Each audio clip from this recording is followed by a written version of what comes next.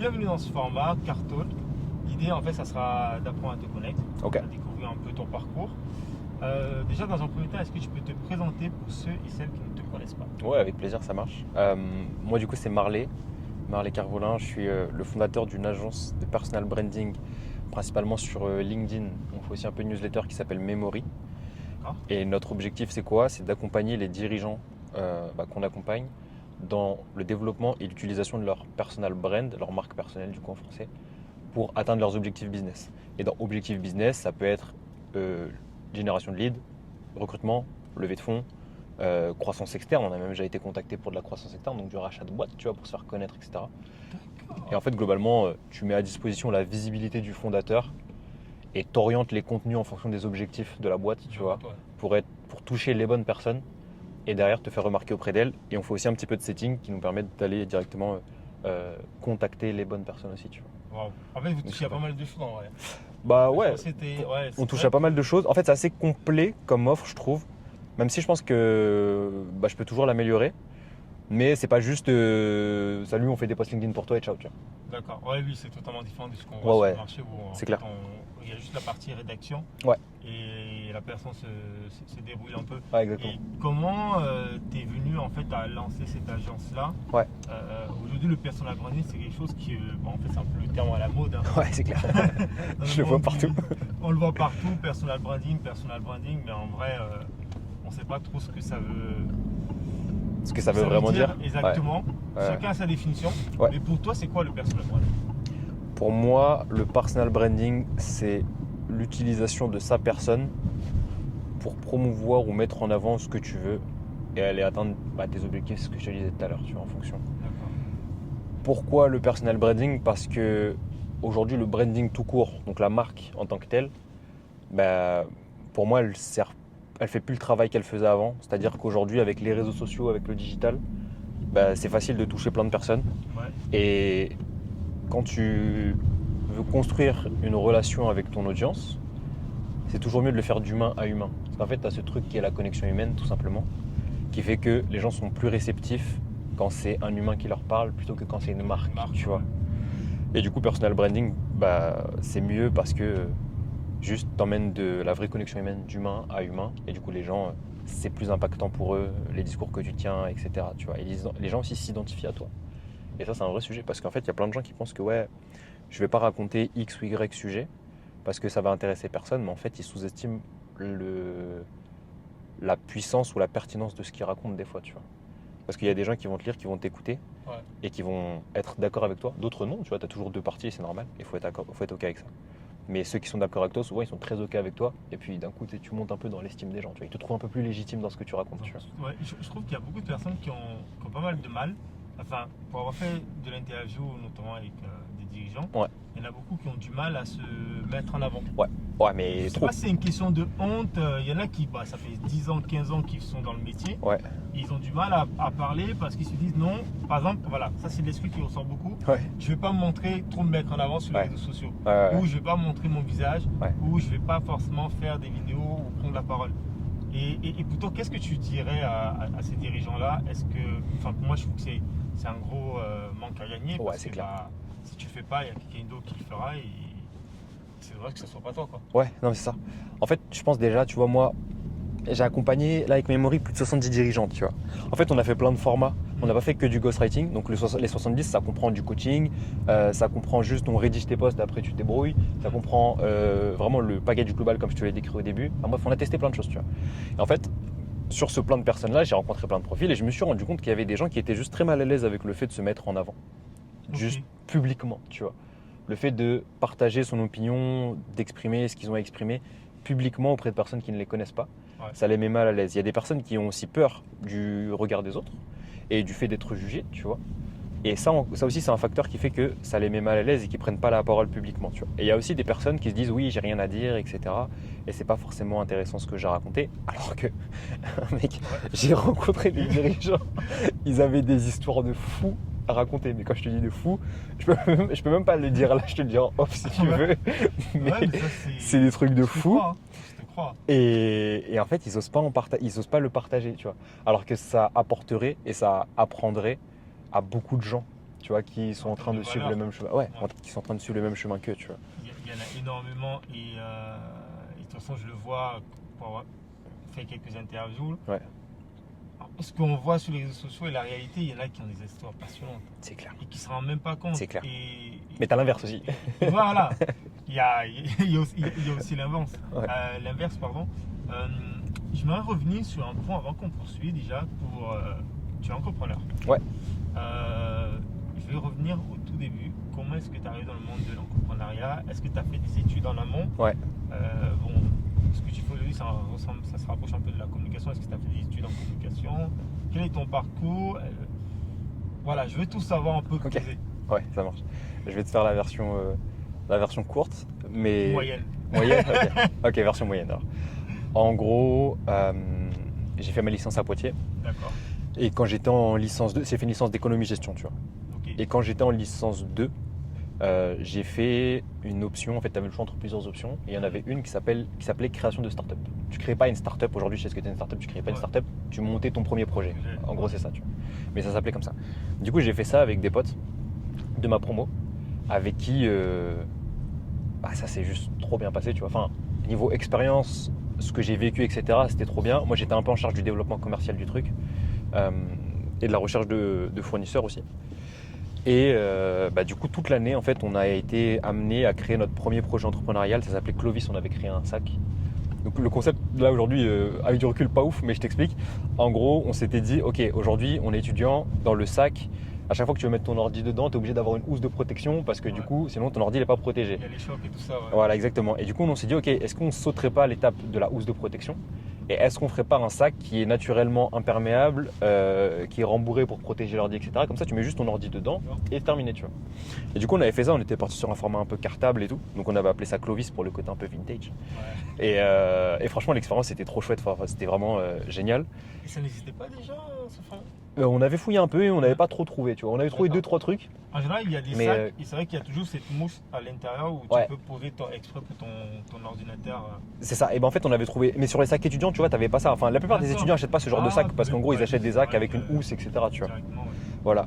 Et c'est comme ça que je suis tombé dans le fait de créer un premier projet. Si tu veux, on a gagné des concours régionaux et tout là-dessus. Donc franchement, c'était génial. On a passé les étapes du pitch, il fallait présenter le projet, tu vois, enfin un peu toutes ces étapes-là. C'était très scolaire, mais bon, franchement, j'ai kiffé.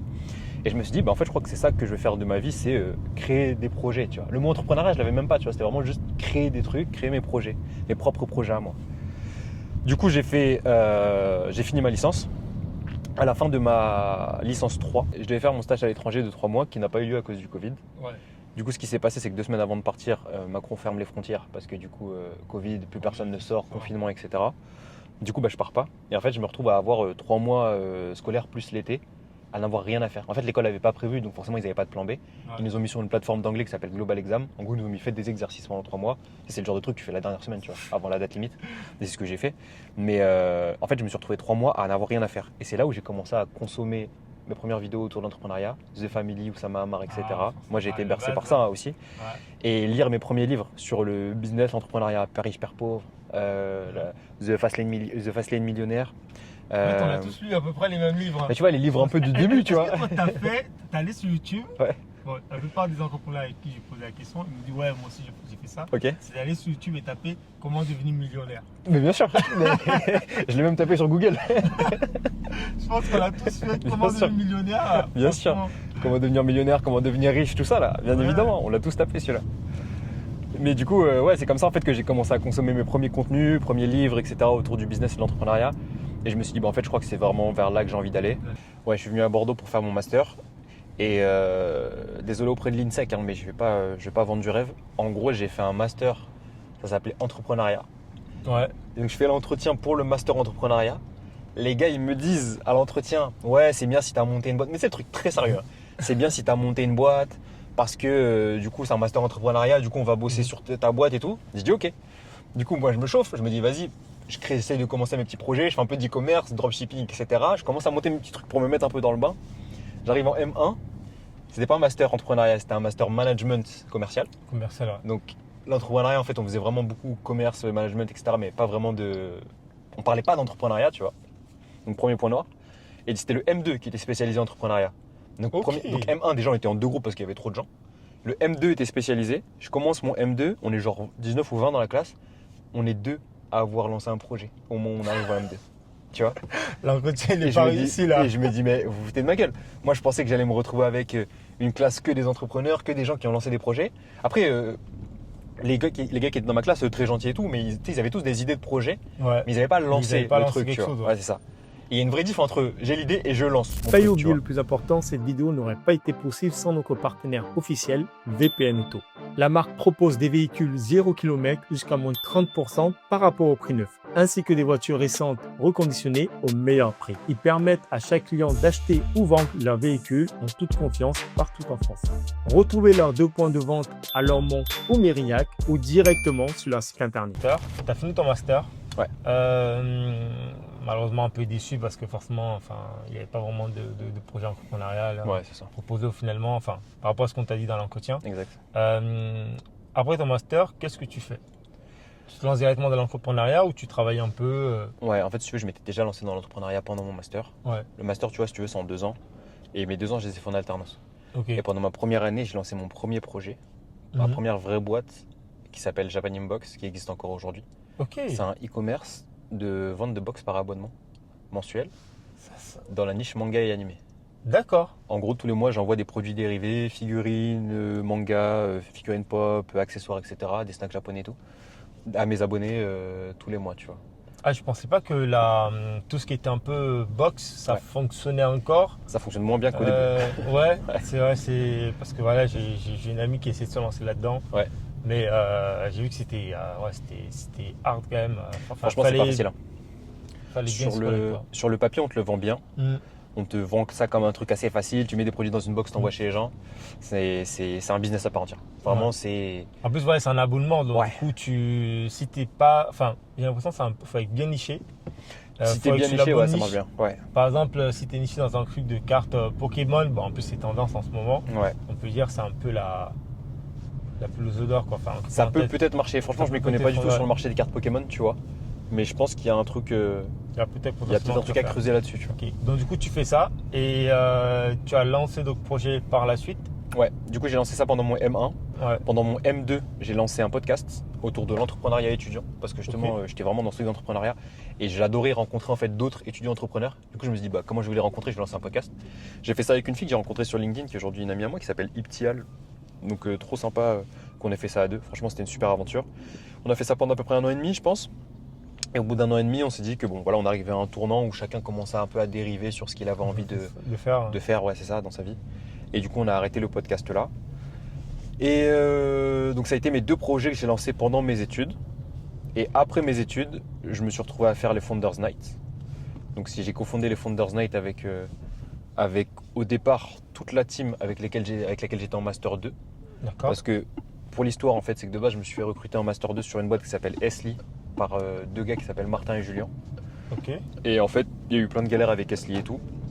Ce qui fait qu'à la fin de l'année, en fait, on a décidé d'arrêter l'activité. Enfin, ils ont plutôt décidé d'arrêter l'activité. Le founder, Non, ils ont décidé d'arrêter Esli.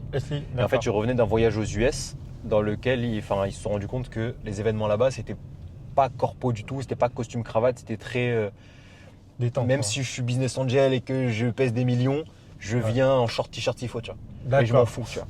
Les Américains, quoi. C'est ça. C'est pas comme ici. Et du coup, on s'est dit, vas-y, go, viens, on fait ça en France.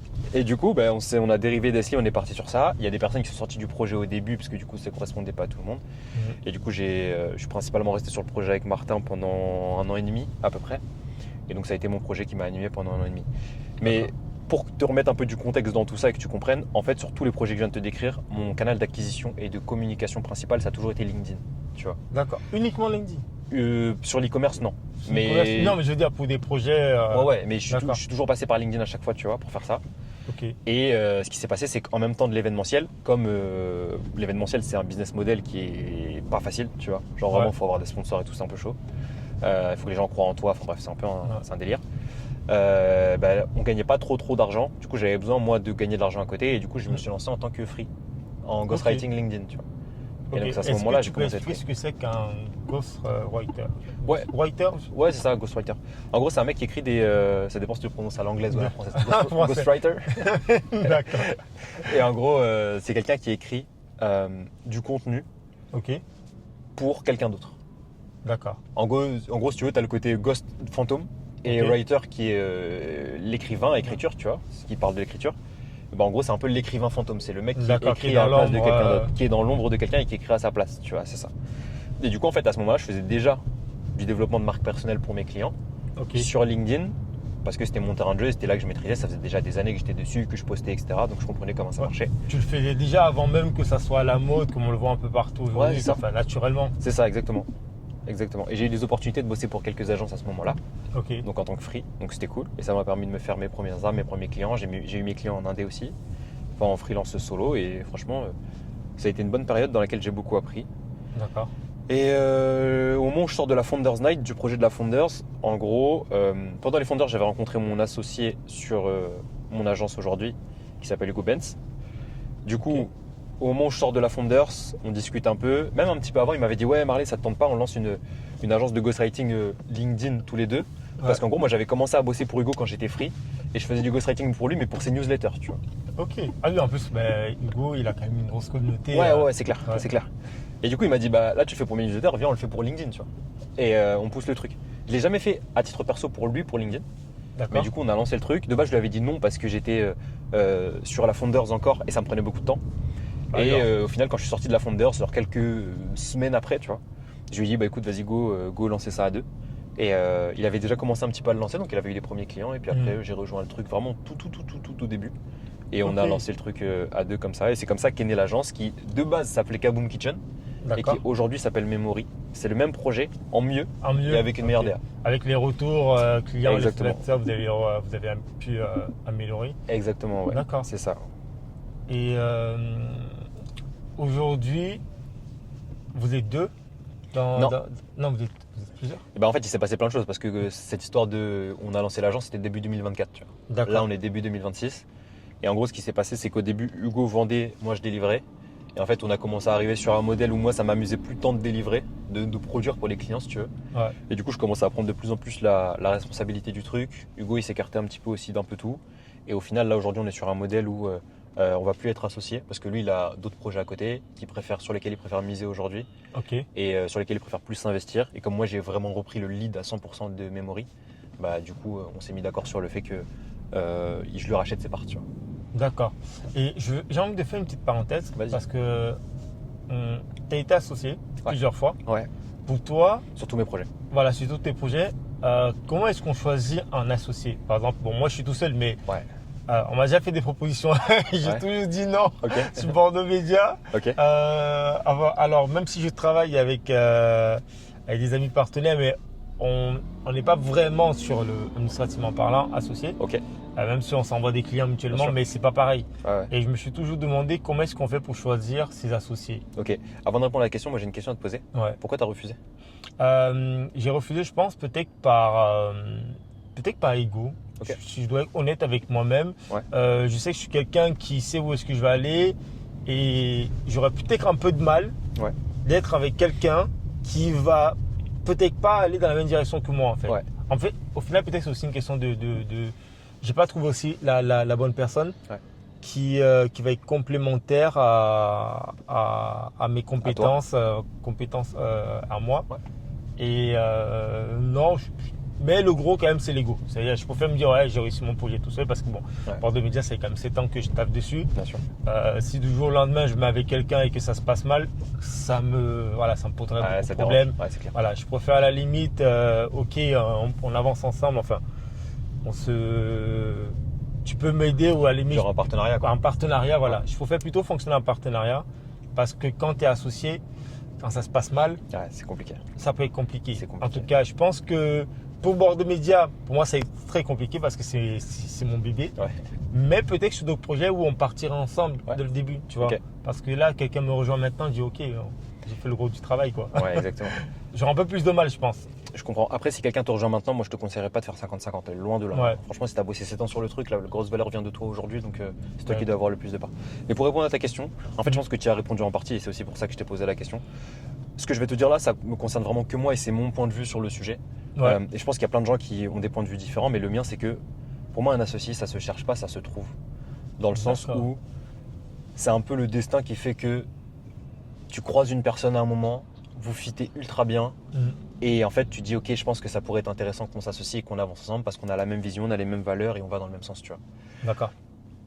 Le fait de chercher un associé, je trouve que c'est une galère parce qu'en fait, tu vas, à mes yeux, tomber sur pas mal de gens qui, je pense, seront là par opportunisme, tu vois. Et quand ton projet, c'est le tien, souvent, tu le fais plus que pour de l'opportunité. Tu vois, il y a vraiment des raisons plus profondes que ça. Ouais. Et si tu t'arrêtes au fait de, je sais pas, faire de l'argent, par exemple, ça peut faire en sorte que quelqu'un te lâche assez vite si, par exemple, ça se passe moins bien, tu vois. Financièrement et tout ça, ouais. Donc, comment on trouve un associé? Moi, je pense qu'il faut que tu trouves une personne qui ait les mêmes valeurs que toi, qui te rejoigne à 100% sur la vision, en fait, vers là où tu as envie d'aller, et qui soit aussi complémentaire. Tu vois, tu me parlais de complémentarité des expériences, d'expertise, qui soit complémentaire à toi sur ce qu'il peut apporter à la boîte. Parce que si vous tous les deux vous faites la même chose, au final, ça n'a pas vraiment d'intérêt. Il faut vraiment qu'il y ait une complémentarité des profils. Et je pense qu'avec ça, tu peux avoir un bon associé. Maintenant, trouver une personne qui a ça, je trouve que c'est super dur. Du coup, c'est pour ça que je te dis que pour moi, un associé, ça se cherche pas, ça se trouve. Pas, ça va te tomber dessus à un moment. Si, il faut que tu t'associes, parce qu'à tout moment, le projet, tu vas le continuer tout seul et tu vas aller jusqu'au bout solo, tu vois. D'accord. Mais vraiment, associé, c'est un truc qui est fort, tu vois, à mes yeux. Je pense vraiment qu'aujourd'hui, tu peux avoir des partenariats très solides avec des gens qui n'ont pas de part dans ta boîte, mais pour qui c'est win-win des deux côtés. Et ça se passe très bien comme ça et vous n'êtes pas obligé de partager des parts, tu vois. Partager des parts, ouais. Donc voilà. Je pense que c'est une approche qui, pour le moment, en tout cas, moi, ça me va. Moi, j'ai un partenaire, j'en ai deux avec qui ça se passe super bien. Et, pas obligé de s'associer, quoi. Ouais, mais surtout ça, quoi. En soi, après, on fonctionne comme si, enfin, on est partenaire. C'est-à-dire que quand une personne rentre dans Bordeaux Média, on fait de la publicité pour les autres activités qu'on a et on s'envoie des clients mutuellement. Et ça se passe bien. Même si c'est vrai que on aimerait, on a tellement de toute façon les entrepreneurs, on a tout le temps des nouvelles idées. Et je voulais, on a plein de projets sur lesquels on voulait notamment s'associer. Et c'est vrai que bon, moi dans ma manière de voir, j'ai jamais été associé, mais je me disais que je le vois un peu comme une relation. Quand t'es en cours, enfin, si soit tu cherches, bon, c'est pas toujours sûr, enfin jusqu'à maintenant. En général, ça te tombe dessus. C'est ça. Il y a un match, comme tu disais, voilà, ça fit bien. Et moi, j'ai trouvé un partenaire avec lequel, notamment, je me dis, ok, ça serait bien qu'on monte quelque chose ensemble. Mais en tout cas, tout ce que tu viens de dire, voilà, je comprends, je suis totalement d'accord avec ça. Mais c'est vrai que Bordeaux Média, quand même, on m'a déjà proposé plusieurs fois, ouais, mais je te rachète des parts et tout. On a même déjà proposé de me racheter Bordeaux Média. Mais j'ai toujours dit non, parce que pour le moment, enfin, pour le rachat, en tout cas, j'étais à un moment où je me disais, je ne suis pas encore prêt. Je ne suis pas encore allé jusqu'au bout de ce que je voulais faire. C'est clair, ok. Et pour le moment, non. Après, il y a aussi une différence à ce niveau-là qui est que je m'associe à quelqu'un pour qu'on bosse ensemble sur le projet. Et il y a je vends des parts à quelqu'un pour qu'il m'apporte quelque chose. Et ce quelque chose, ça peut être des compétences, un réseau, de l'argent, tu vois. Et aujourd'hui, typiquement, il y a des boîtes qui revendent une partie de leur capital pour en échange avoir une compensation monétaire, tu vois. Et ça permet aussi parfois, quand tu as un certain stade d'avancement, de dérisquer la chose. Parce qu'en fait, l'entrepreneuriat, c'est du risque. On fait un truc, ok, certes, on a peut-être un salaire, mais à tout moment, demain, on perd tout. Il n'y a pas de Chaque jour, CDI, en fait, tu remises. C'est ça. Il n'y a pas de CDI où tu es un peu safe, tu vois. C'est vraiment à tout moment, demain, tu perds tout. Et du coup, il y a ce côté part de risque qui est assez énorme, tu vois. Et ça te permet aussi de dérisquer ça. Tu vois, si on prend l'exemple, par exemple, de Guillaume Moubèche, je crois qu'il a fait comme ça. J'ai pas trop envie de m'avancer, mais normalement, je dis pas de conneries. Tu vois, tu connais qui c'est Guillaume Moubèche, tu vois qui c'est? Oui. Il a lancé Lemlist et tout. Et en fait, au bout d'un moment, ce qu'il a fait avec ses associés, c'est qu'il a vendu, je crois, 30% du capital de Lemlist. Je sais pas à qui exactement il a vendu, si c'était un fonds, bref, on s'en fout. Mais pourquoi tu vends 30% de ton capital alors que ta boîte, elle est bootstrap, elle marche bien, elle fait beaucoup d'argent? Parce que tu dérisques le truc. En fait, tu te dis, ok, tu vends 30% de ton capital à des gens qui vont te donner de l'argent en échange. Toi, tu vas récupérer une partie de ce capital-là en argent. Et en fait, ça va te permettre de remplir un peu tes poches et te dire, ok, je souffle un peu. Genre là, ça va, tu vois. Genre, j'ai un peu d'argent de côté. C'est ça. L'épée Damoclès au-dessus de ma tête. C'est ça. Si demain, il y a un truc de ouf qui se passe et que ma boîte doit fermer, j'ai une partie que j'ai safe, tu vois. Tu vois ce que je veux dire? Et ça te permet justement de compenser un peu ça et de dérisquer la chose au niveau entrepreneurial. Donc en fait, il y a vraiment cette partie, je m'associe à quelqu'un pour bosser avec lui et qu'on monte le projet et qu'on le pousse à deux. Ouais. Et il y a vraiment cette partie où je revends une partie des parts. Donc je m'associe à quelqu'un parce que je lui donne des parts, donc je m'associe à lui. Mais pour un objectif tout autre, tu vois. Tout autre. Ok. Du coup, pour en revenir sur ton agence, le nom de ton agence? Memory. Memory, maintenant. Quelle est la définition que tu donneras à Memory aujourd'hui? Quelle est sa nouvelle mission? Enfin, au début, tu m'as expliqué que vous accompagnez pas mal de, que ce soit les dirigeants, dans le recrutement, l'acquisition client et aussi pour ceux qui veulent revendre leur boîte. Non, racheter d'autres boîtes. Racheter d'autres boîtes, pardon. Ouais. Ah oui, là je passe un peu du coq à l'âne, mais j'ai envie de faire une petite parenthèse. Vas-y. Alors, parce que étant donné que voilà, j'ai quand même un expert de LinkedIn, je reçois beaucoup de CV d'étudiants, des personnes, bon là c'est une parenthèse, mais peut-être que tu auras des réponses, j'en profite. J'ai beaucoup de jeunes et quand je reçois des stagiaires, quand on reçoit même des stagiaires, je leur dis toujours, est-ce que vous créez du contenu sur LinkedIn? Pour eux, dans la tête, LinkedIn, c'est juste un espace où tu mets ton CV et tu croises les doigts et tu dis bah voilà, c'est bon, j'ai fait. Et pour toi, quels sont les conseils? Parce que ça, je veux vraiment le garder et le partager. C'est quels sont les conseils que tu donnerais à des étudiants qui cherchent soit un stage, soit une alternance? Ok.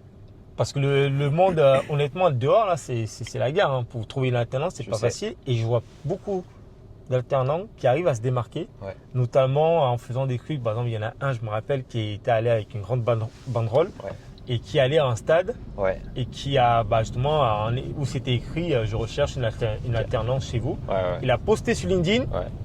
Ça a explosé. Ça a explosé. Bien sûr. Et LinkedIn, il y en a plein comme ça, des alternants qui cartonnent. Et j'aimerais vraiment que ça soit dit par quelqu'un qui est expert de la chose. Parce que moi, quand je le dis, les gens, je ne suis pas trop écouté. Ok, petite parenthèse. Tu veux que je m'arrête à LinkedIn ou tu veux que j'aille plus loin? Parce que ce qu'il faut savoir, c'est que Esli, la boîte dans laquelle j'ai bossé avant les Founders Night, ma deuxième année d'alternance, on faisait du placement de stagiaires et d'alternants. Donc j'en ai côtoyé plein des stagiaires et des alternants, donc je sais comment trouver une alternance aujourd'hui. Ok. Mais écoute, si tu veux, je peux m'arrêter qu'à LinkedIn. tu peux faire la panoplie complète. Comme ça, ceux qui regardent, qui suivent Bordeaux Média, en fait, auront, je sais qu'il y a pas mal d'étudiants qui nous suivent aussi, ils auront la bonne astuce. Et même pour, si je reçois des alternants, je pourrais toujours les renvoyer vers cette vidéo et leur dire, écoutez. Ça marche.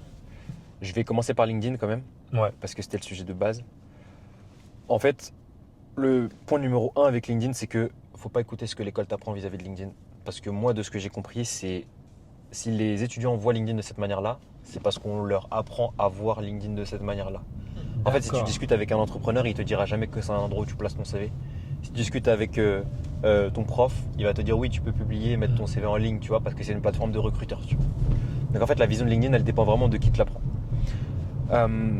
Donc ça, c'est le premier point. Le deuxième point, c'est que LinkedIn, il ne faut pas le voir juste comme un job board. Un job board, c'est une plateforme de recrutement où il y a des offres d'emploi, etc. D'accord. La partie de job board de LinkedIn, c'est une des fonctionnalités de LinkedIn, mais c'est pas que ça. Il y a vraiment toute une partie réseau social où il faut se mettre en avant, créer du contenu, etc. Maintenant, il ne faut pas créer n'importe quel contenu. Parce que souvent, si tu discutes avec un étudiant et que tu lui dis créer du contenu sur LinkedIn, peut-être qu'il va publier le contenu qu'il a mis sur Instagram. Et il ne faut pas faire ça. Ça, c'est une mauvaise idée. Dans la plupart des cas. Certains vont mettre du bon contenu sur Instagram, mais pas tous.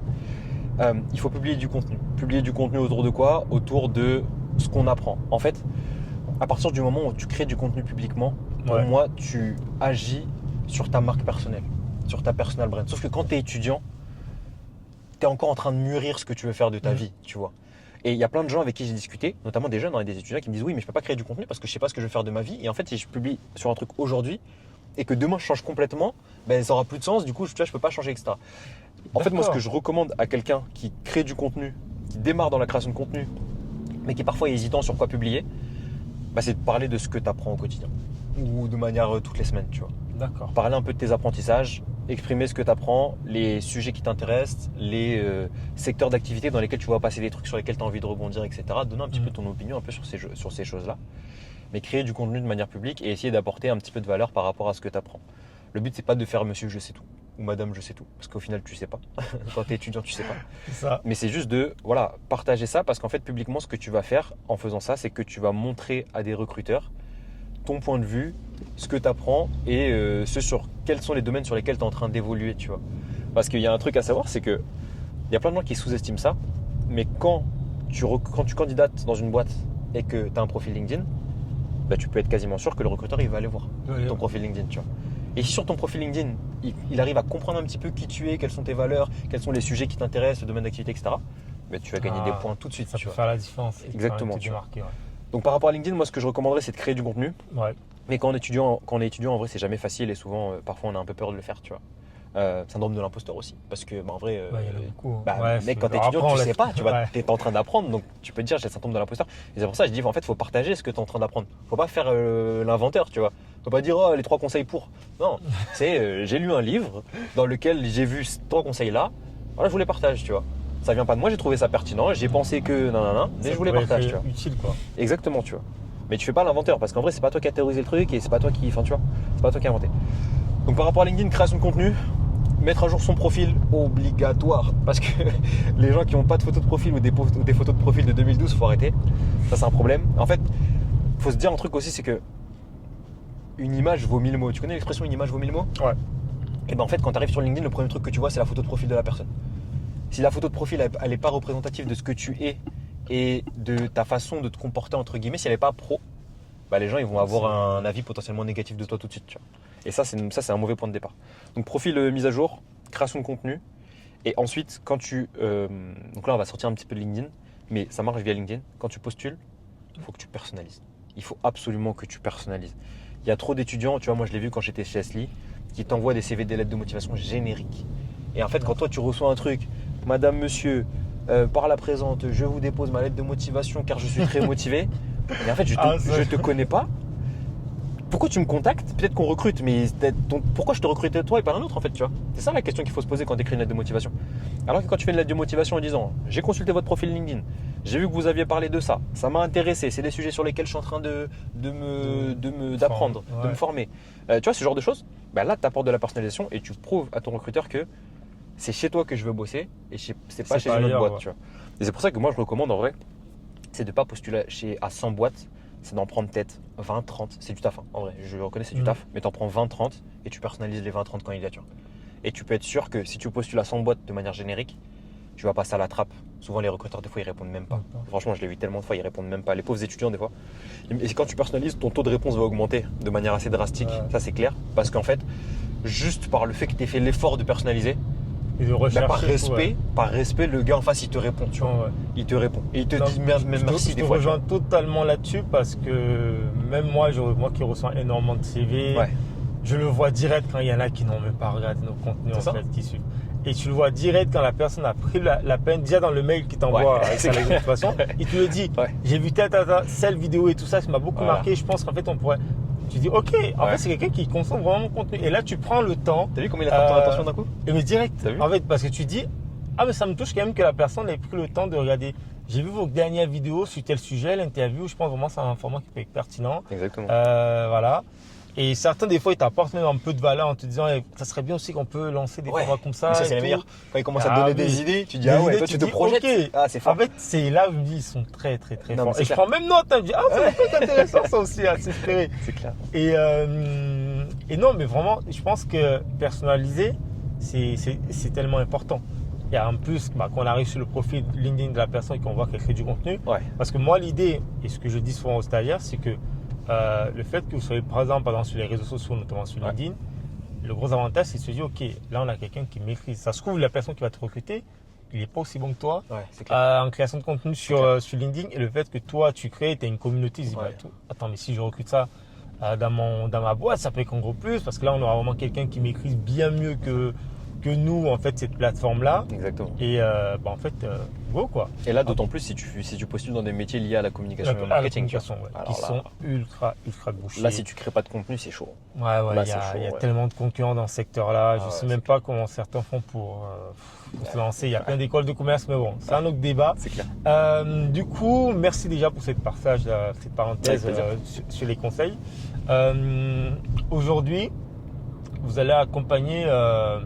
Est-ce qu'il y a un type de profil pendant que vous n'accompagnez pas ? Est-ce que vous travaillez vraiment avec tout type de dirigeants ? On peut techniquement travailler avec tout type de dirigeants. Mais en fait, ça dépend ce que tu appelles dirigeant. Parce que… par exemple, ça va être pour moi dirigeant, si quelqu'un, dirigeant par exemple d'une PME. Ouais. En fait, on peut vraiment accompagner tout le monde. Tout le monde, ouais. Maintenant, il y a vraiment une question de est-ce que pour toi c'est le bon moment de te faire accompagner par nous ou pas? Parce que c'est un budget de te faire accompagner par nous. Okay. Et en vrai, moi, je le dis dès le call de découverte à la personne avec qui je discute, si je pense que ça peut le faire ou si c'est pas la bonne idée pour lui d'investir chez nous tout de suite, tu vois. Parce qu'en fait, cette transparence-là. Bah ouais, non, mais c'est clair. En fait, faut comprendre que moi, je suis pas là juste pour prendre de l'argent sur ton dos, tu vois. Moi, je suis là pour t'aider et qu'on avance. Mais pour t'aider et qu'on avance, il y a un échange. Je te fais le travail, tu me payes, tu vois.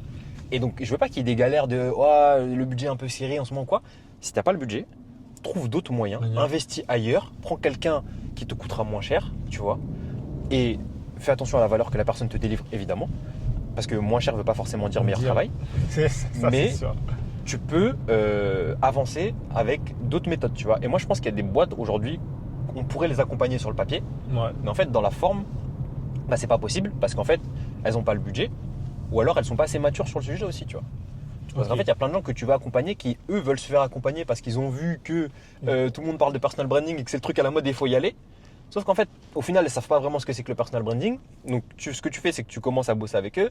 Puis au bout d'un moment, tu te rends compte que faut y aller, il faut publier là. Ah, mais la personne, elle valide pas les posts. Elle valide pas les posts. Les résultats rapidement. C'est ça. Et en plus, elle veut des résultats rapidement. Et tu es en mode, je dis pas qu'il faut attendre 6 ans pour avoir des résultats avec LinkedIn. Hein. Loin de là, ça va beaucoup plus vite d'ailleurs. Si tu fais du setting, ça peut aller plus vite. Mais faut pas croire que tu vas faire un post et tu vas avoir 15 clients qui vont tomber, tu vois. C'est sur du long terme. Tu vois, après, ils peuvent te dire, ouais, mais moi j'ai vu le post, parce que ça aussi, on a souvent ce genre de post. Premier post est devenu viral. Bon, déjà, 90%, allez, je vais être gentil, 90%. T'es gentil, des fois, c'est que la personne a déjà publié avant. Parce que moi, je suis toujours curieux. Je me dis, attends, mais comment ça, premier post viral? Ok, en fait, tu comprends très vite que non, il avait déjà publié un tout petit peu avant, mais ça faisait par exemple 3, 4, 6 mois qu'il n'avait pas publié. Il a publié, certes, mais il est dans un groupe. Ça aussi. Bon, après, les groupes, ça, on connaît tous. Par exemple, moi, je sais qu'à l'époque, c'était beaucoup quand je me suis lancé sur les réseaux, c'était Facebook et Instagram. Où forcément il y avait les groupes d'interaction et bon, forcément c'est tout. Ça va plus vite tout de suite. Voilà, ça va tout de suite beaucoup plus vite. Mais c'est vrai que ça m'a toujours surpris. Et même si j'y crois, et d'ailleurs ça sera l'objet de ma prochaine question, mais en tout cas, pour moi, voilà, je me méfie toujours de ce genre de remarques. Oui, mais j'ai vu tel post, telle agence a fait percer telle personne. Et tu dis, ok, mais comment toi tu réponds à ça? C'est ça. Il y a un truc qu'il faut comprendre avec les réseaux sociaux de manière générale, c'est même pas que LinkedIn. C'est qu'en vrai, la com, c'est du paraître. Et qu'est-ce que je veux dire par c'est du paraître? Ça veut dire que je te montre ce que j'ai envie de te montrer pour que tu aies une telle opinion de moi. Mais ce qu'il y a derrière, c'est pas forcément ce que je te montre, tu vois. Donc en vrai, il y a plein de gens que tu as l'impression que ça va trop bien, c'est des trucs de ouf qu'ils font. En fait, derrière, c'est pas ouf, tu vois. D'accord. Et ça, c'est le premier point de vigilance que je mets absolument avec les réseaux sociaux aujourd'hui. C'est qu'il faut faire attention à ça. Il faut faire attention à ce que les gens te racontent. Tu vois, quand tu dis premier post, les gens qui disent premier post viral, etc. Alors que c'est pas premier post, c'est ça en fait. Moi, je te raconte que premier post viral, tu vas me croire, tu vas pas creuser. Du coup, tu vas penser, premier post viral, lui, c'est bien, tu vois. Alors que non, c'est pas forcément vrai. Et du coup, il y a plein de gens pour qui il faut faire attention à ça.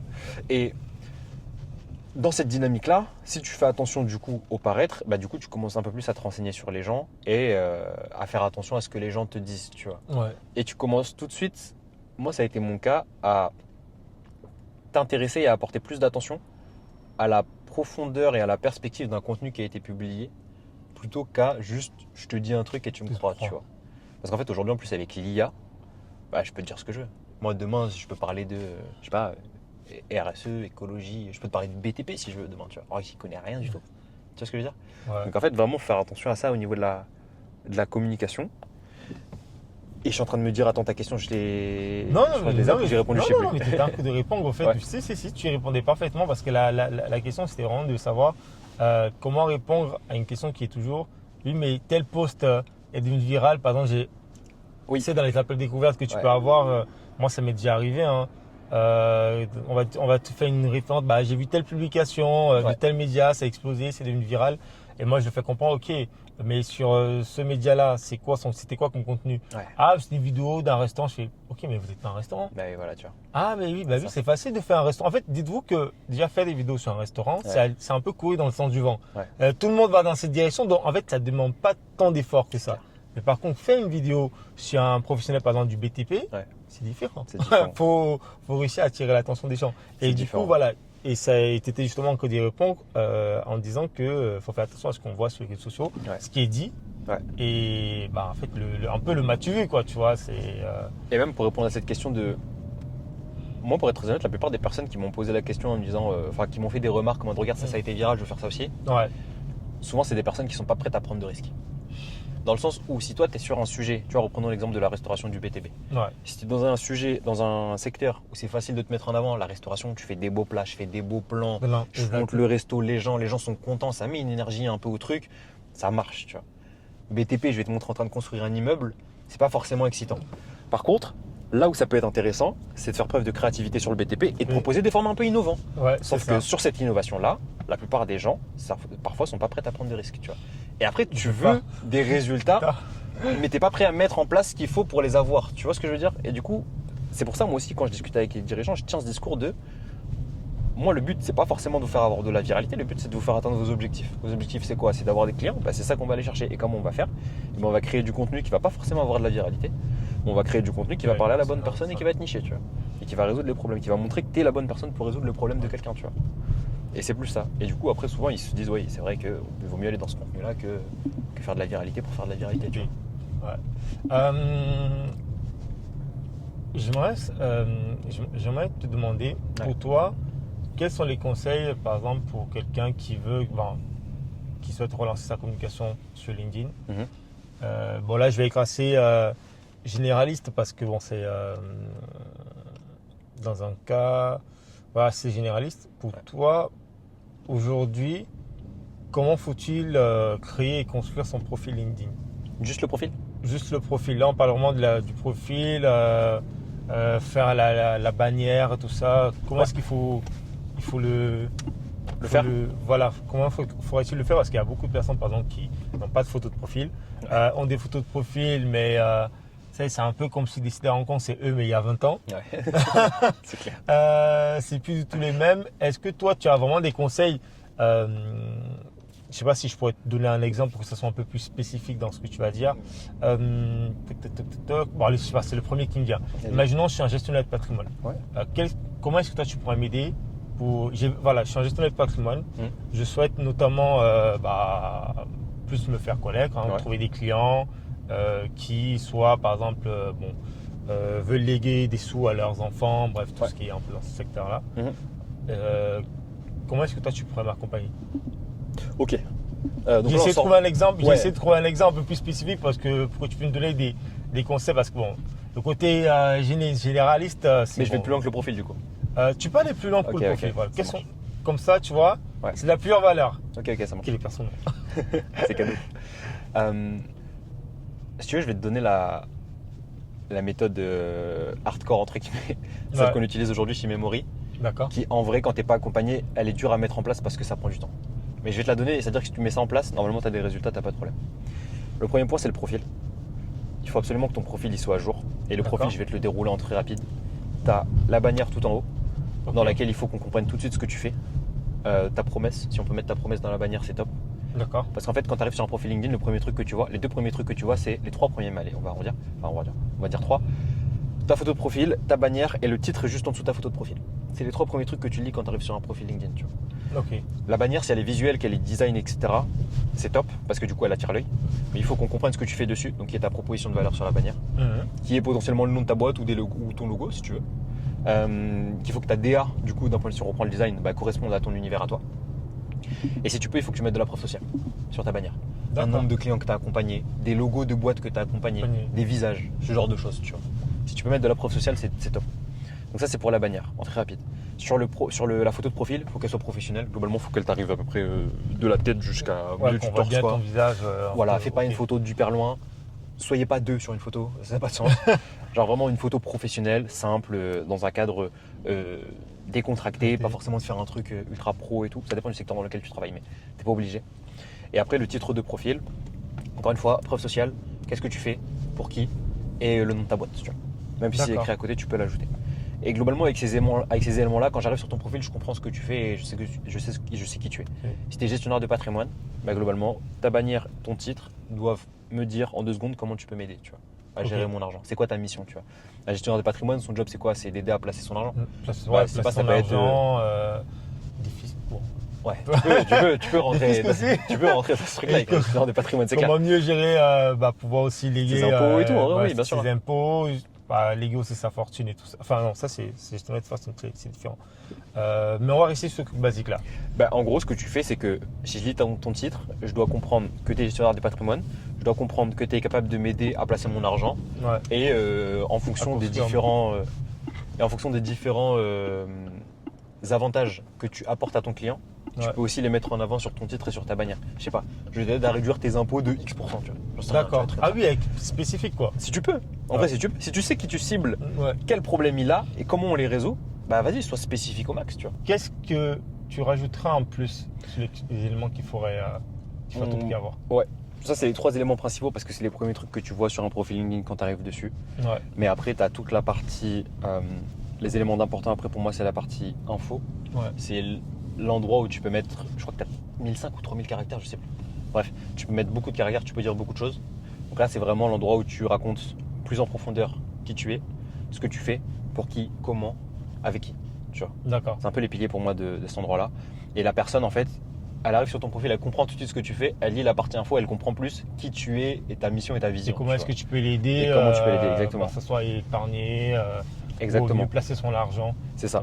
Ok. Tu peux aussi caler de la preuve sociale là-dedans. En fait, la preuve sociale, partout où tu peux en caler, cale-la. Genre vraiment, dis-toi que. Ah oui, tu insistes beaucoup sur le fait qu'il faut vraiment envoyer de la preuve sociale. Ouais, en fait, la plupart des gens qui nous contactent, nous, c'est peut-être pour ça, parce que je suis biaisé, mais c'est qu'ils veulent générer des leads. Et en fait, le meilleur moyen de générer des leads, c'est de montrer à ton audience que tu es la meilleure personne pour les accompagner. Et un bon moyen de prouver à ton audience que tu es la bonne personne de les accompagner, c'est de leur montrer qu'il y a d'autres personnes qui ont été satisfaits par ce que tu as fait. Tu vois. D'accord. Et du coup, tu mets en avant de la preuve sociale. Et du coup, ça prouve qu'il y a déjà des gens qui t'ont fait confiance, ça prouve que tu t'es pas lancé hier, que tu as de l'expertise, etc. Tu vois. Donc ça, c'est pour la partie info. Après, tu as toute la partie, ça s'appelle ma sélection ou sélection, je sais plus. C'est un endroit où tu peux mettre les liens. Tu peux mettre ce que tu veux. Tu peux mettre un lien vers ton site. Tu peux mettre un lien vers ta prise de rendez-vous. Tu peux mettre un lien vers ta chaîne YouTube. Tu peux mettre un post LinkedIn qui a bien marché. Tu peux même mettre une des recommandations. Ouais. Pour que la personne qui clique, elle va sur le… Directement sur le lien, ouais. D'accord. Et tu peux même mettre une recommandation client parce qu'en fait sur LinkedIn, mais je vais t'en parler juste après, tu as une partie recommandation. Ouais. Et donc ça c'est la partie info et sélection. Et après tu as une partie avec tes expériences pro. Là tu mets typiquement toutes tes expériences professionnelles, tu vois. Et après tu as la partie recommandation qui vient tout en bas. Ça j'ai jamais compris pourquoi LinkedIn avait fait ça. Mais en gros ils mettent la partie recommandation tout en bas. C'est comme les avis Google. Tu vois les avis Google? Ouais. C'est la même chose, sauf que là tu les as tout en bas de la page. Tu vois. Des fois tu as des personnes quand même qui te font des très beaux avis. C'est clair. Et en fait, c'est sûr qu'on ne le voit pas. Sauf que moi, honnêtement, j'y prête pas attention. La plupart des personnes ne vont pas jusqu'en bas, tu vois. Donc en fait, à la limite, tu t'arrêtes juste à les métiers, les activités en gros. Et tu vas pas plus loin. C'est ça, exactement. Mais du coup, le tips, c'est de les remonter dans la partie sélection parce que tu peux les mettre dans la partie sélection, les avis. D'accord. Et du coup, tu peux les mettre là. Donc ça dépend encore une fois de ta stratégie, ça dépend vraiment de ce que tu as envie de véhiculer comme message quand les gens viennent sur ton profil, etc. Donc à toi de voir ce que tu veux mettre le plus. Ok. Et par rapport au profil, c'est ça. Et ensuite, sur la partie contenu, parce que bon, on reprend l'exemple de t'es un CGP et du coup, tu veux trouver des clients. Moi, sur la partie contenu, je vais te donner 4 piliers que nous, on utilise chez Memory aujourd'hui. C'est le framework que j'ai appelé le framework Tapi. D'accord. C'est pas moi qui l'ai inventé, hein. C'est moi qui l'ai appelé Tapi, mais en gros, les différents piliers, je les ai trouvés à gauche, à droite et j'ai tout un peu mixé pour faire un truc homemade. Et Tapi, c'est quoi? C'est ton pilier technique. Ton pilier donc technique, c'est pour tout ce qui est expertise, montrer vraiment que tu es un expert dans ce que tu fais. D'accord. Ton pilier aspirationnel, c'est pour montrer aux gens, un peu les influencer si tu veux, leur montrer que ce que tu fais, ça a déjà changé des vies. Donc tu peux raconter des histoires clients, des histoires en interne à ta boîte, des choses qui se sont passées, des évolutions qu'il y a eu pour montrer vraiment que ce que tu fais, ça apporte du changement. Tu vois, ouais. C'est ça. Tu as la partie P pour personnel. Parce qu'en fait, on fait du personal branding, donc si tu fais pas de personnel, tu fais pas de personal branding au final. Ça, c'est con, mais il y a plein de gens qui disent faire du personal branding, mais ils oublient le pilier personnel. Et le dernier, c'est I pour instructif. D'accord. Et en gros, ça, c'est. J'ai envie de faire une petite parenthèse. J'ai envie de poser une parenthèse. Ouais. Quand tu parles de personnel, il y a justement cet aspect. Quelle est la limite en fait de la communication, de la partie personnelle? Très franchement. Par exemple, il y a beaucoup de personnes, c'était la question que je voulais poser tout à l'heure qui m'est revenue, il y a beaucoup de personnes qui se plaignent que LinkedIn soit devenu une plateforme comme Facebook. Ouais. Parce que maintenant, il y en a qui racontent un peu tout, c'est-à-dire leur vie, le décès d'un proche, tout. C'est vraiment comme Facebook. C'est vrai. Et pour toi, quelle est la limite au niveau personnel pour ne pas dépasser en fait, pour ne pas rentrer dans le trop personnel et finalement ne pas servir nos personal branding? Ouais. Tout dépend encore une fois de tes objectifs et de ce que tu veux faire. Parce qu'en fait, pour moi, la limite, j'ai envie de te dire, il n'y en a pas. Si tu as envie de parler de tes enfants et de la naissance de ton enfant, tu peux. Et en fait, s'il y a des... En fait, il faut comprendre un truc. Regarde, je vais te donner une histoire. Je vais te raconter un truc, une expérience qui m'est arrivée et tu vas comprendre. Une cliente que j'ai qui me dit... Moi, ça, je me rappellerai toute ma vie, je le raconte à chaque fois en plus. Qui me dit, mon Marley, je veux pas de clients, je veux que des likes. Tu vois, sur LinkedIn. Qui veut pas de clients, mais qui veut que des likes. Ouais. Et je me dis, mais en fait, c'est ouf, tu vas vouloir que des likes. Du coup, en fait, je lui fais que des contenus à base de viralité, etc. Tu vois, je parle d'un truc très perso et tout. Et c'est des contenus qui ont obtenu des likes.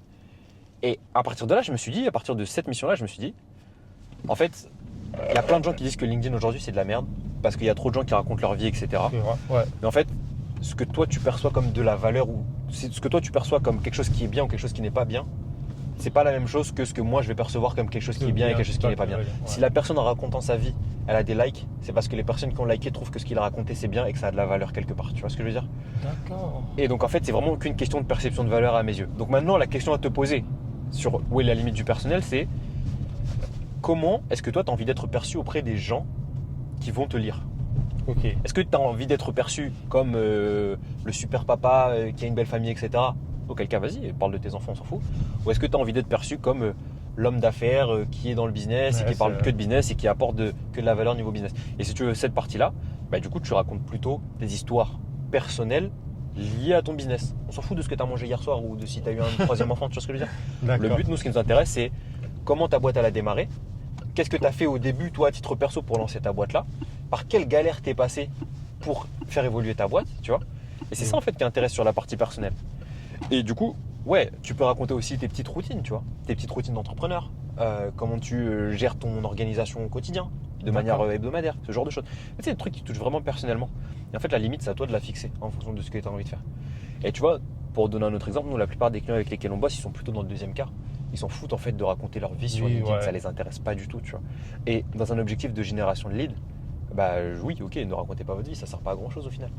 Ça sert plutôt à créer de la connexion émotionnelle, émotionnelle, de raconter un peu trop sa vie. Oui. Mais en vrai, d'un point de vue business, je te jure que t'es pas obligé de le faire pour avoir du business. Franchement. Ouais, parce qu'en fait, on en voit de plus en plus et je me posais la question de savoir est-ce que ça peut pas desservir au final. Ça peut desservir les personnes à mes yeux, mais ça les dessert dans le sens où ça dépend des objectifs que tu as envie de faire. Ouais. Donc c'est pas parce que si tu l'as pas défini en fait en amont. Exactement. Faut pas juste le faire parce que tu vois que faut pas le faire parce que l'autre il a eu 500 likes, tu vois. C'est ça, tu vois. Ouais. Exactement. Exactement. Il y a ça aussi, ce truc-là de likes. De likes. Tu vois le post qui perce. Bon, il y a aussi le fait de parler par exemple d'argent. Ouais. Ça ça marche. Hein. Ouais, bien sûr. Quand tu parles d'argent, forcément. Parler de recrutement, ça marche aussi. Ouais, non, mais direct quoi. Ok, donc du coup, ça c'était la parenthèse. Mais par rapport aux likes, si je peux, j'ai juste un truc à dire. Ouais. Et que moi, c'est une question que c'est un rappel que je fais à chaque fois qu'on me parle des likes. Ouais, mais lui, il a eu plein de likes, pourquoi on ferait pas ce genre de contenu, etc. La question, en fait, c'est sors de cet écosystème un peu like. C'est un peu ce côté de dopamine des réseaux sociaux, les likes, tu vois. Ce qui fait te dire que le contenu est bon ou pas, alors que dans le fond, c'est pas forcément ça. Et ce que j'aime bien dire, c'est quand tu crées un contenu, pose-toi une question simple, c'est est-ce que s'il n'y avait pas de likes et de commentaires, tous ces trucs de dopamine là, est-ce que tu publierais quand même ça ou pas, tu vois? Ok. Tu vois ce que je veux dire? Genre là, tu es en train de raconter ta vie, tu sais que ça va faire des likes, mais en vrai, s'il n'y a pas cette histoire de likes, est-ce que tu as vraiment envie de raconter ta vie, tu vois? Est-ce que tu le ferais vraiment, tu vois? Et à partir de là, je pense que c'est une bonne question à se poser sur si je le fais pour les bonnes raisons ou pas, tu vois? Ok. Et du coup, tu peux sortir de cette histoire de like en te posant cette question-là. Mais quand tu fais pas de like, ça fait chier tout le monde. Moi, le premier, ça fait chier tout le monde. Tu postes, tu dis ok, ça a devenu viral. T'as galéré, t'as écrit pendant longtemps. Et ça va percer. Et ça perce pas. Et là, tu dis fais chier, putain. Mais ouais, malheureusement, c'est le jeu. Ok. Et donc du coup, il y a tous ces points-là, une belle description. Pour son et les 4 piliers du coup. Et les 4 piliers. Et les 4 piliers au niveau du contenu. Et après, si vraiment tu veux pousser le truc très loin, mais c'est là où je disais tout à l'heure que en fait, si t'es pas accompagné, c'est compliqué de le faire tout seul parce que souvent la plupart du temps, en fait, c'est pas ton job de faire ça. Si t'es chez GP, ton job c'est d'accompagner les gens, c'est pas d'être sur LinkedIn toute la journée. Ça c'est le mien par exemple. Mais du coup, ce que tu peux faire, c'est du setting. Donc en gros, tu peux aller chercher tous les points de contact que ton contenu génère. Nous, c'est ce qu'on fait en gros pour comprendre la stratégie de Memory, c'est ça. C'est on crée du contenu qui te permet de générer des points de contact. Les points de contact, c'est like, commentaire, demande de connexion, visite de profil et les followers. Ça, c'est tous tes points de contact que tu peux avoir avec des personnes. Et ensuite, d'envoyer des premiers messages à ces gens-là. Les messages, je le recommande et je le dirai toujours, ne vendez rien sur les premiers messages. Pourquoi ? Parce que un message, le but, c'est pas de vendre, c'est de démarrer une conversation, en fait. Et dans la conversation que tu vas faire, il y a un entrepreneur américain, je ne sais pas si tu connais, qui s'appelle Iman Gadzhi. J'avais suivi une de ses formations, il a dit Sell the meeting, not the service. En gros, l'objectif d'une conversation pour de la lead gen sur LinkedIn, c'est d'emmener les gens au rendez-vous. D'accord. Et quand tu as les gens au rendez-vous, là, tu peux leur pitcher et leur vendre ce que tu fais. Okay. Parce qu'en fait, si tu leur pitches et que tu leur vends ce que tu fais directement sur LinkedIn, le format s'y prête pas. Et en fait, les gens te font pas assez confiance. Alors que quand tu es en call avec eux et que du coup, tu leur vends une fois que vous êtes en présentiel, encore une fois, on est des humains, il y a un truc humain qui se passe, tu vois. Je te sens ou je te sens pas. Tu vois, j'ai envie de te faire confiance ou j'ai pas envie de te faire confiance, tu vois. Et ça se juge par quoi ? Ça se juge par ta voix, le ton de parole. Est-ce que tu es dynamique quand tu me parles ? Est-ce que tu me donnes envie de bosser avec toi ? Est-ce que tu me donnes assez d'éléments pour que je te fasse confiance ou pas ? Tu vois, c'est des trucs vraiment. C'est des trucs que tu peux pas contrôler, tu vois. C'est des trucs, c'est de la communication indirecte, tu vois. C'est des trucs sur lesquels c'est juste toi et ta façon de paraître. Et c'est pour ça qu'il y a des gens aujourd'hui qui sont des bons vendeurs et des gens qui sont des mauvais vendeurs aujourd'hui, tu vois. Parce qu'il y a tout ce truc de communication indirecte qui rentre aussi en jeu, de posture, etc. Tu vois. Mais ça, c'est des choses sur lesquelles tu peux travailler éventuellement. Et c'est des choses sur lesquelles vous travaillez avec vos clients pour savoir. Sur la communication indirecte ? Ouais. Non, pas du tout. Pas du tout parce que. Mais ça, vous le cadrez quand même. C'est-à-dire, par exemple, quelqu'un qui vient vers toi et qui, lors de l'échange, va peut-être te rendre compte, ok, lui, il essaie d'avoir ce même style, il essaie un peu de copier ce style-là, mais c'est pas ce qui lui correspond le plus. Donc, tu vas essayer quand même de les rediriger. Ok.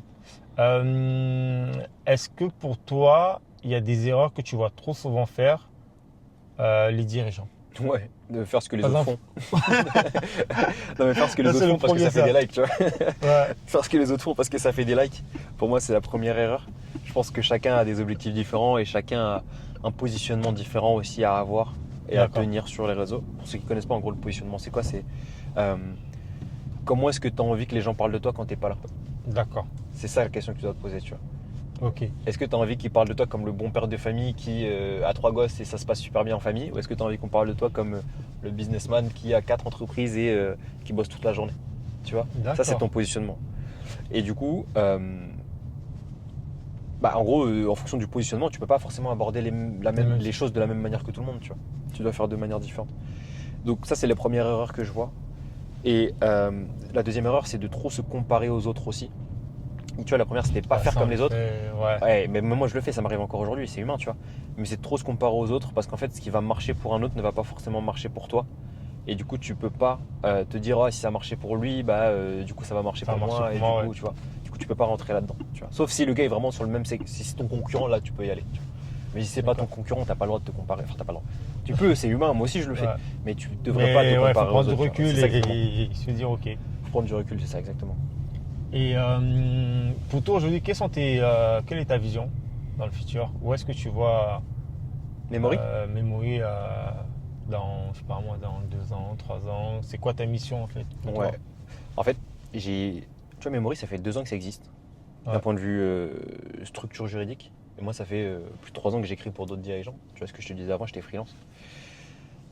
Et j'ai beaucoup mûri cette réflexion. Et en fait, je suis arrivé à un point où je me suis demandé pourquoi je faisais ce que je fais avec Memory. Et j'ai trouvé une réponse. Je ne sais pas si elle va évoluer avec le temps, mais aujourd'hui, j'ai ma réponse, qui est que, en fait, ce que j'adore, moi, c'est pas écrire des posts LinkedIn pour des gens. Parce qu'en vrai, écrire des posts LinkedIn pour des gens, n'importe qui peut le faire. Et bon, en vrai, c'est pas ça qui me fait le plus kiffer.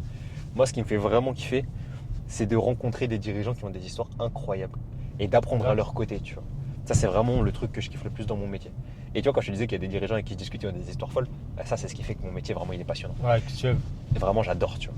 Et la vision que j'ai du coup avec la boîte, et c'est ça notre mission en fait, c'est d'accompagner les dirigeants les plus compétents dans leur secteur, dans leur niche, à prendre la lumière et à prendre la parole, tu vois, publiquement.